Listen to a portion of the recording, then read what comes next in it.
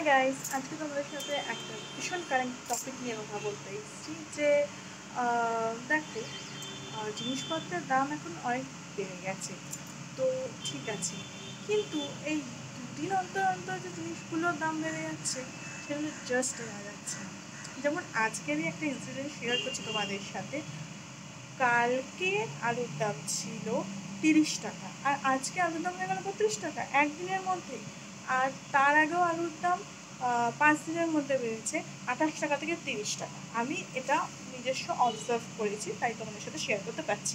তার আগেটা আমি অবজার্ভ করিনি, মানে অতটা আমার দিমাগে ছিল না, তাই জানি না। কিন্তু এভাবে যদি ইনক্রিজ হতে থাকে তাহলে আমরা মিডল ক্লাসরা কোথায় যাবো ভাই? এর থেকে তো ভালো যারা একদম বড়লোক তাদের অসুবিধা নেই, আর যারা একদম ভিখারি তাদেরও অসুবিধা নেই, কেননা তারা ভিক্ষা করে খেয়ে নেবে। আর একদম যারা বড়লোক তাদেরও পয়সা অনেকটাই। মাঝখানে মিডল ক্লাসরা পিষে যাচ্ছে, জাস্ট বলার কথা না। সেই জন্য তোমাদের আমি এটা শেয়ার করছি। তোমরা কারা কারা আমার সাথে সহমত একটু কমেন্টে জানিও।